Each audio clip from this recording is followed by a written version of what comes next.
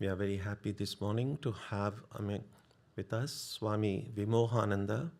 He's the head of the Vivekananda Vedanta Society in British Columbia in Vancouver.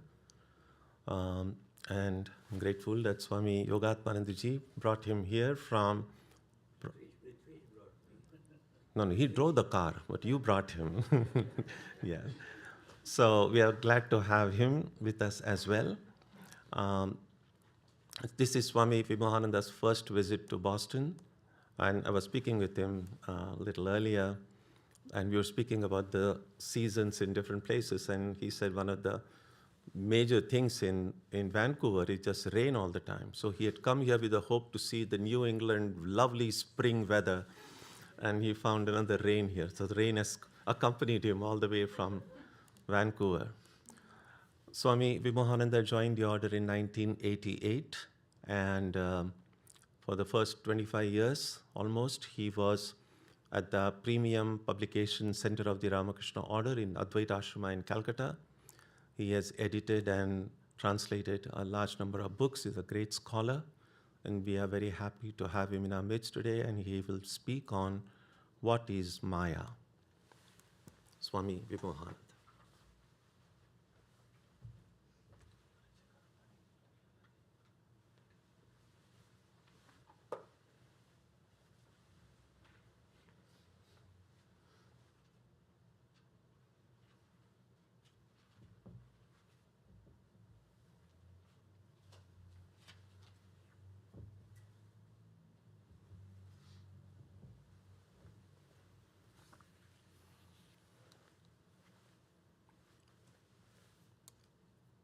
Om Namah Shri Yatirajaya Vivekananda Suraye Satchit Sukha Sarupaya Swamini Tapaharini.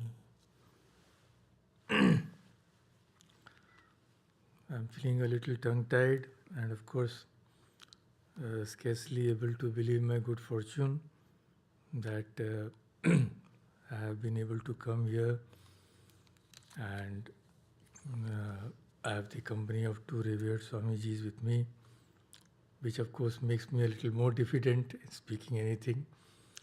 But we will just be discussing the teachings of Swami Vivekananda, and for most of the part I will be quoting him only. If there is any small explanation required, I will just try. So, as revered Maharaj has said, we will be discussing in a very concise way Swamiji's unique, absolutely unique explanation of the term Maya. And most of you know that this is a part of Swami Vivekananda's Jnana Yoga. The 4 yogas, I'm sure you know. The Jnana Yoga is the path of knowledge and discrimination, and like all his speeches and writings, he has dealt it in a masterly way.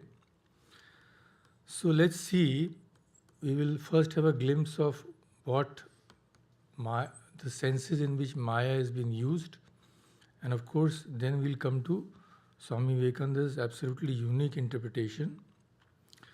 When he starts the talk about this, he himself says that almost all of you have heard of the word Maya. And we were born and brought up in India, as a young child, we are hearing this word. Parents will say sometimes, if some calamity, oh, what Maya? Or if there is some trouble, oh, such is Maya. So we have been hearing the word since we are children, and slowly have got to know the many connotations of this word. So Swamiji says the same thing, and in our scriptures generally it is used, Swamiji says, to denote illusion or delusion or some such other thing. But Swamiji says this may not be completely correct. He says the theory of Maya forms one of the pillars upon which the Vedanta rests. So it is very necessary that it should be properly understood. And he first takes us back to the Vedas, where the word might have been used in the beginning. So he says the oldest idea of Maya that we find in the Vedic literature is in the sense of delusion. But then he says at that time the real theory had not been reached. So when it is used in the sense of delusion, he quotes a passage. You may have been familiar with it. Indro Maya bhi pururupa iyate. Indra, you know the name of the god, the king of gods he is supposed to be. Maya bhi, through Maya, he assumed various forms. So here it's kind of an illusion. And those who have seen our, in India, the television serials of Ramayana and Mahabharata are very popular. So when Indrajit is fighting Lakshmana, he assumes various forms. So we say that he is assuming these forms with the help of Maya. So the same sense is conveyed here. Now here it is true, Swamiji says, that the word Maya means something like magic. And we find various other passages also, always having the same meaning. Then he says, the word Maya, for some time, it dropped out of sight, as it were. Then it came again, it reappeared.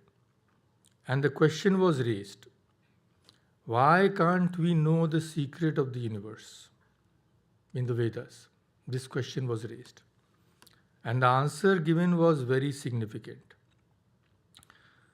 Because we talk in vain, because we are satisfied with the things of the senses, and because we are running after desires. Because of all these, what do? We are doing it, mind you. Because of these things, we cover the reality with a mist. So this covering of the reality is another connotation of this word. Here the word Maya is not used at all actually, but we get the idea that the cause of our ignorance is a kind of mist which does not allow us to see clearly, does not allow us to have a vision of the reality. And this Sri Ramakrishna has explained very clearly in the Gospel in a very simple way. He just keeps a towel in front of him and he says, now you cannot see me. So this is another meaning of the word Maya. Then again, much later on, in one of the later Upanishads, we find the word Maya reappearing. But Swamiji says again a transformation has taken place and a mass of new meaning has been attached to the word. This is a very famous verse from Shvetashvatara Upanishad which he quotes. Know nature to be Maya. Prakritim Vidyam. Prakriti is the word for nature. And Mayavi. Who's the Mayavi? God himself. The ruler of this Maya is the Lord himself. Maya Vim tu Maheshwaram. So now see, nature has been assigned the place of Maya. Nature here means the material cause of this universe. So this much about the traditional meaning of Maya. And in the Gita, of course, you have read, Daivi Hesha Gunamayi. My divine Maya is made up of 3 gunas. But we won't go into detail in all that. Now we have to come to the unique interpretation which Swami Vivekananda has given.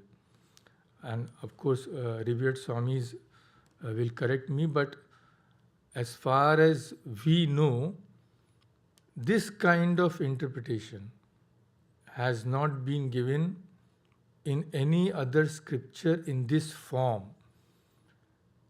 which Swami Vivekananda gives. What does Swamiji say?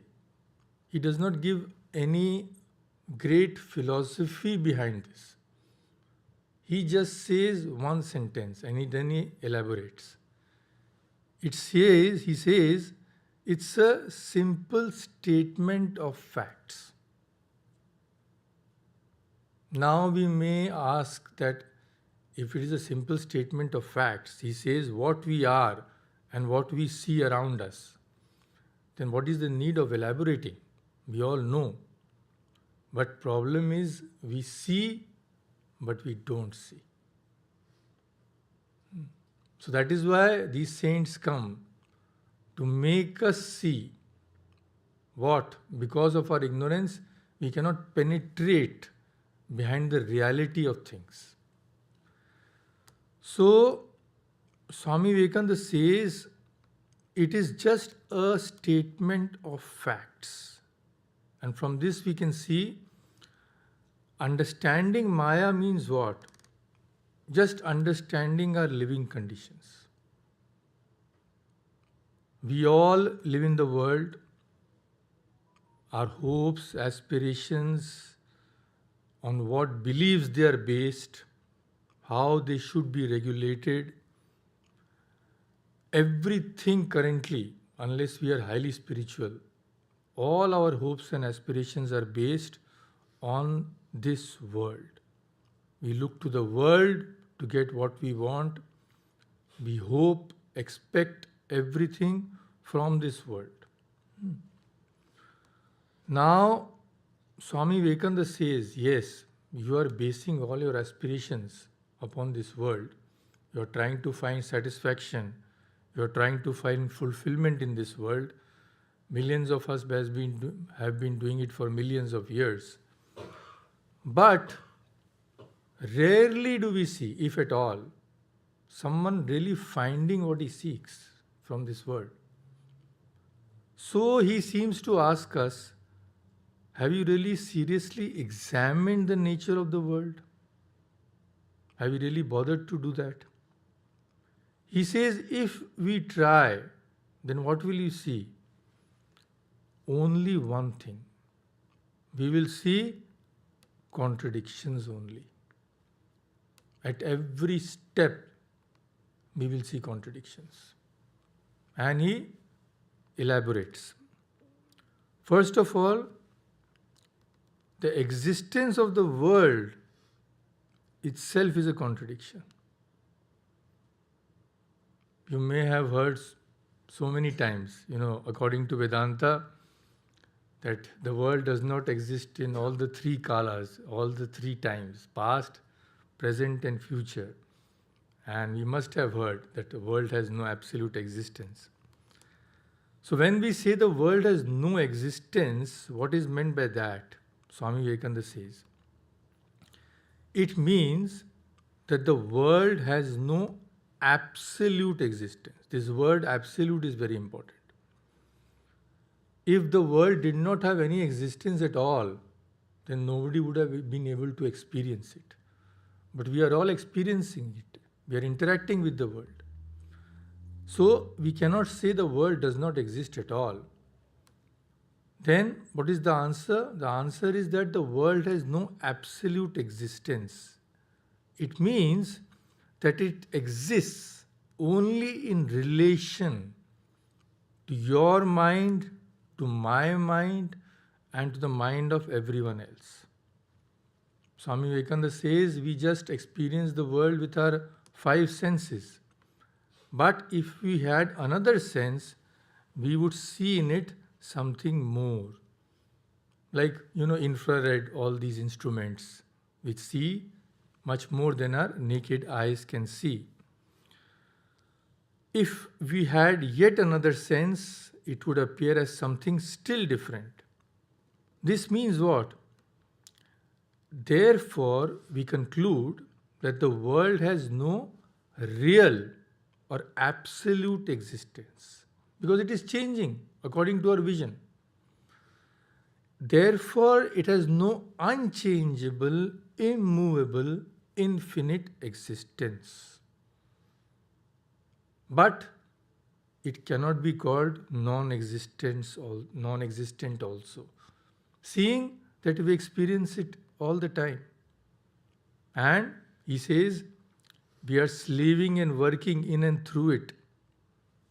So very existence of the world, say, it is a mixture. The world itself is a mixture of existence and non-existence. This is the first contradiction. Coming to our practical life, since we are also part of this world,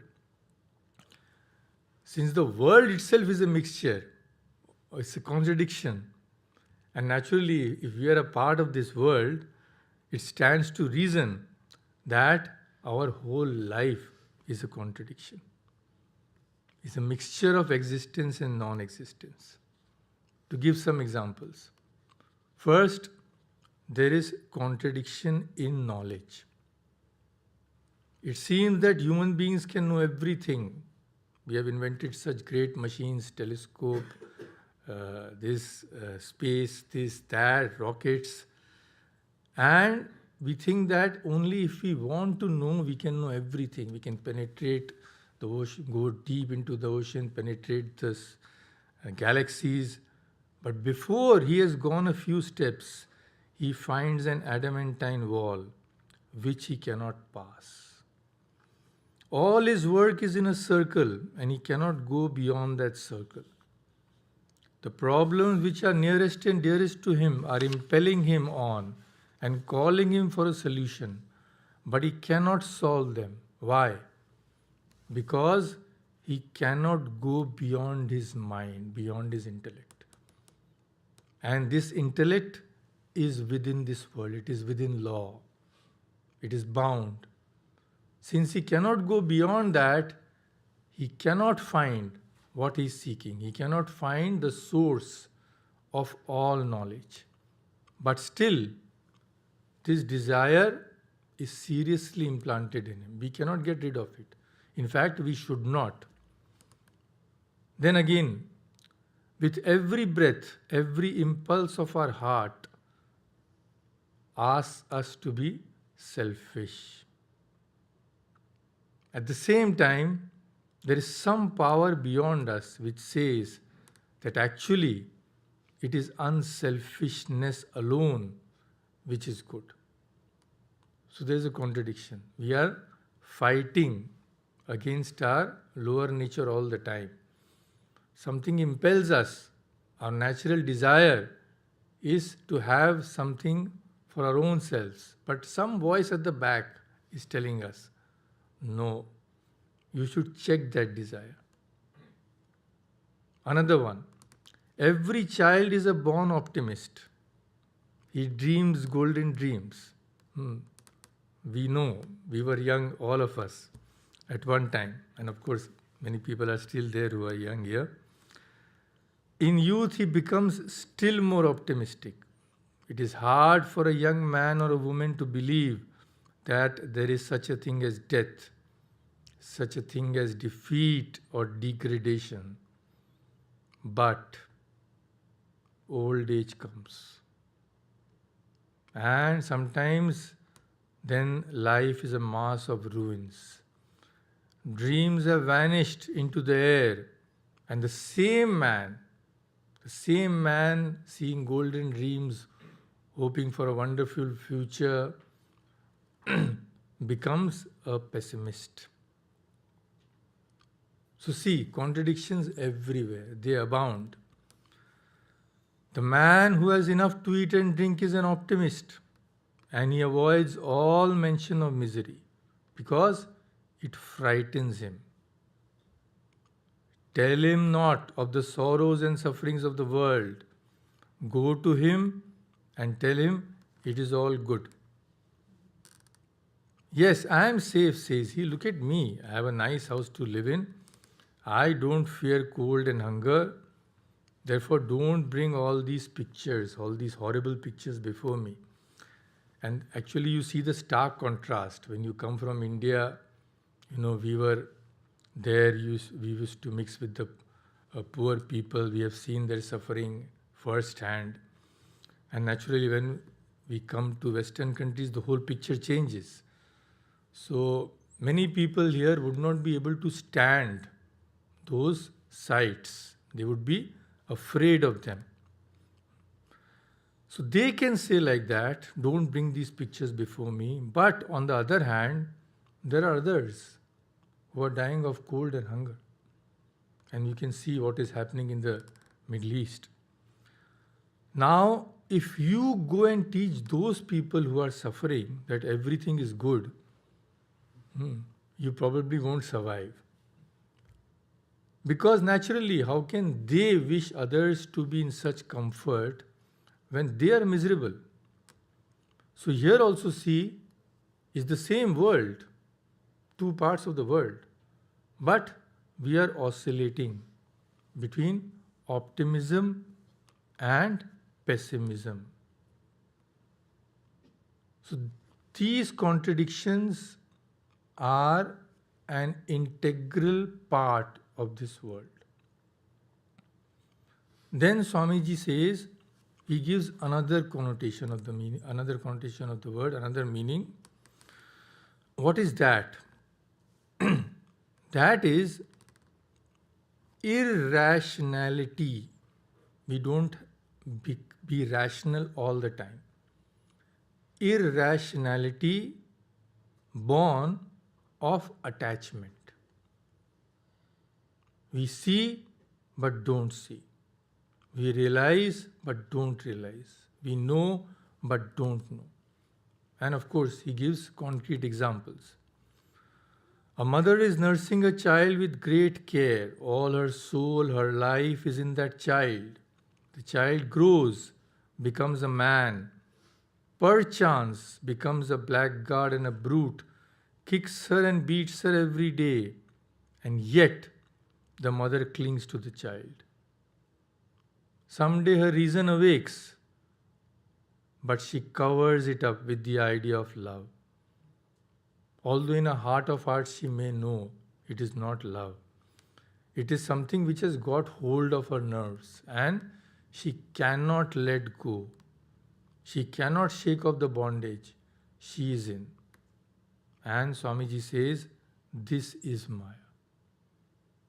And the greatest example in our mythology, we see of this irrationality born of attachment, tremendous attachment, is the great king Dhritarashtra, who because of his tremendous attachment to his evil son, he was responsible for destroying his own clan.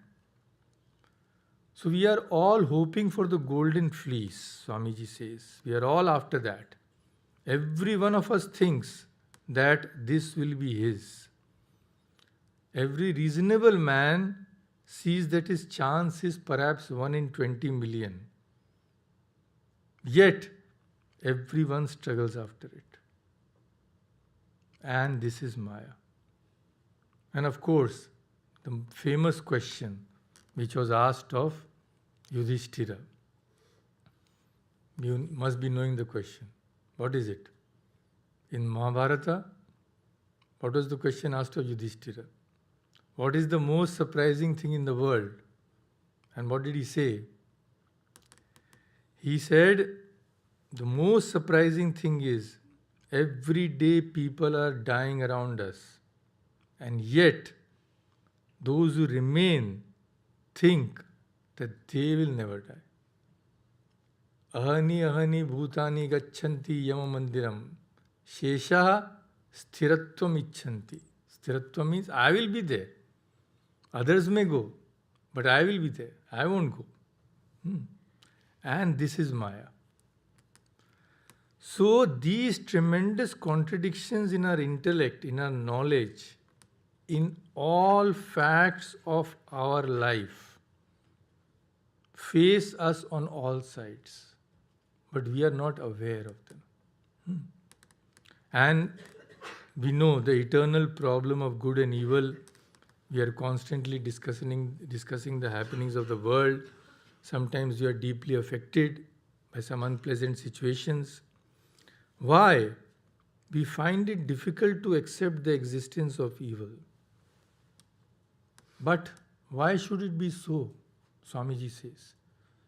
If there is contradictions abound in every other sphere, why should contradicts also not exist in this sphere? Why should we not realize that wherever there is good, there has to be evil? Wherever there is evil, there has to be good in some form or the other. So generally we think what? That the world is progressing. In the what sense? We are going to do good, going to be good, all the people will be good, and ultimately only good will remain. Swamiji says this is a childish idea. We think that one of the features of evolution is that it eliminates evil, and thus evil being continually eliminated from the world, only good will remain. Swamiji says it takes for granted two things which are entirely wrong. First of all, it takes for granted that good and evil are completely separate watertight existences. Secondly, it makes the worst assumption, he says, that the amount of good is an increasing quantity while the amount of evil is a decreasing quantity. And both are wrong. As the power of experiencing good, appreciating good increases in us, so does the sensitivity to evil also increase. He says the man who lives in a forest, who doesn't know how to cultivate the mind, cannot read a book. If he is severely wounded, he is soon all right. While we die if we get a scratch. Machines are making things cheap, making for progress, but millions are crushed that one may become rich. We all know what is happening. So we get a stomach ache, we call it evil. But on this stomach ache depends the whole of the medical industry. If illness were to be wiped out, millions of jobs would be wiped out. Millions would die of hunger. Now, what do you call this stomach ache then?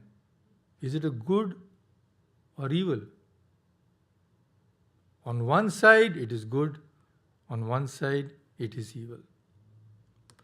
So, as we emerged, our aim is to become cultured. But here also, Swamiji says, as we emerge from this slavery to senses, we develop higher powers of enjoyment. But at the same time, we are bound to develop higher powers of suffering too. Can't escape it. The nerves become finer and capable of more suffering.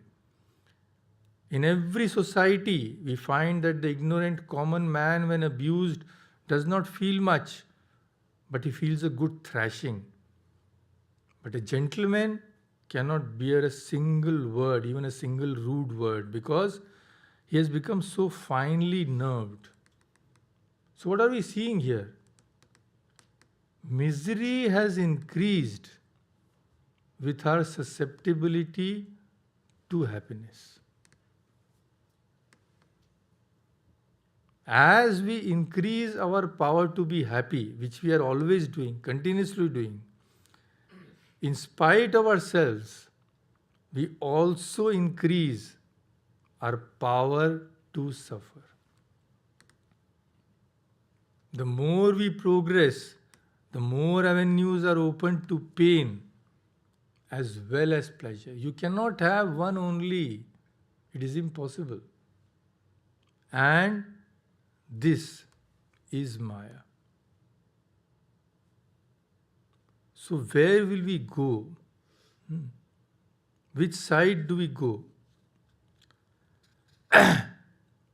Physical happiness increases, spiritual happiness lessens. Spiritual happiness increases, physical happiness lessens. The knowledge of happiness brings the knowledge of unhappiness. There are many definitions of happiness in our Western culture also. As the mind evolves, the main thing to know here, what the sum and substance of Swamiji says, as the mind evolves, if more avenues of pleasure are opened, simultaneously and equal avenues of pain are also opened. And his famous poem is there to a friend. His immortal words, he says, "Nobler is your heart, know for certain, the more must be your share of misery." The absolutely selfish man who thinks of nothing beyond himself, he is spared so much of misery. He doesn't care what is happening to his neighbor, what is happening in another country. But those whose heart grows, who feels for others, the suffering of others also enters into them. See how Swami Vivekananda had suffered. Once he had got up in the middle of the night and Swami Vivekananda, I think, was sleeping near. So he himself has seen this. Swami Vivekananda was pacing up and down restlessly. What has happened, Swamiji? Swamiji said some great calamity has occurred somewhere in the world. And then next day they knew of some volcano being erupted. So these people have become so finely nerved. On one hand, they are experiencing the bliss of God, but on the other hand, the suffering of the whole world is as if entering into them. So this means what? Actually, that good and evil define each other. Without the existence of evil, we would have no concept of good, as good is only understood in contrast to what is harmful, unjust. If there is no reference point, everything is relative in the world. If two trains are moving at the same speed, both are stationary, relative to each other. So as soon as you say good, automatically the question comes up. Good in relation to what? Similarly, evil. Evil is only understood in relation to what is virtuous, kind, or just. Their meanings are mutually shaped by each other. Two teams are competing. We say one of them has won. If the other had not lost, would this statement have any meaning? So, we cannot separate good and evil. But is it not what we are trying to do each moment of our lives? So, we are trying to do the impossible. And anybody who tries to do the impossible has to fail in the end. It's like a seesaw. Only when one side goes down can the other side come up. If you cut a seesaw into a half, it won't be a seesaw anymore. So, if you could completely separate good and evil, the world would not be a world at all. Swamiji says, the young do not see it clearly, but those who have lived long enough and those who have struggled enough will understand it. These things are going on day and night, he says. Now what to do? I am going to seek happiness. When I return, the same amount of evil is there before me. What should I do then? What is the solution? He says, to find a solution of this problem is impossible. It's impossible within this world because we cannot change the nature of the world. Maya is a statement of fact of the universe. How is it going on? Now, people will get frightened. We get frightened when we hear this. Oh my God, what have I spent my life for? Chasing after a mirage. That mirage of happiness is making us run after it. And we want undiluted happiness. We don't want any misery with that. But this cannot be. And Swamiji says, don't let it make you afraid. People generally get frightened when these things are told to them. But he says, bold we must be. Hiding facts is not the way to find a remedy. Yes, this is the world of Maya. It is not a theory or explanation. It is simply a statement of facts as they exist, that the very basis of our being is a contradiction, that everywhere we have to move through this tremendous contradiction, that wherever there is good, there must be evil, and wherever there is evil, there must be some good. Wherever there is life, death must follow as its shadow, and everyone who smiles will have to weep. And this state of things cannot be remedied. Why? Because the remedy will have to be found within this world of contradictions, and that is not possible. So, then is there no hope? What are we supposed to do? Commit suicide? No. Swamiji says there is hope. Of course there is hope. Otherwise our whole life would be meaningless. And he says, who is telling us? Who is giving us the message of hope? God Himself. When He says, come to me, all of you who are burdened, and I will give you rest. Shri Krishna says in the Gita, give up everything and take shelter under me. Sarva dharman parityajya. So what does this mean? We should not think that God is telling us He will make everything right for us in this world. No, that cannot be done. Even God, who has created this world, cannot do it, because that is the nature of His creation, Swamiji says. So when God is calling us, what is He telling us? He is telling us, don't be limited to this world. You are not meant only to have this little body, to have these petty enjoyments, to cry one day, to weep the next day. You are not meant for this. Your nature is far beyond. So, what He is inviting us is to that realm, that divine realm, where this law which is in this world ceases to exist. This bondage, this inevitable following of happiness and misery ceases to exist. Then we go beyond all limitations. And that state is called the absolute existence.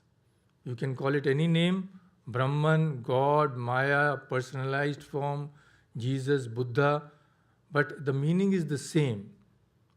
That absolute perfect existence, which is of the nature of knowledge, consciousness and bliss, which is beyond this world of Maya.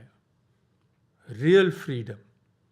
And the scriptures say, once we can go there, once we reach there, once we actually realize this existence, which is always existing in our heart, we can cross Maya forever, for all time to come.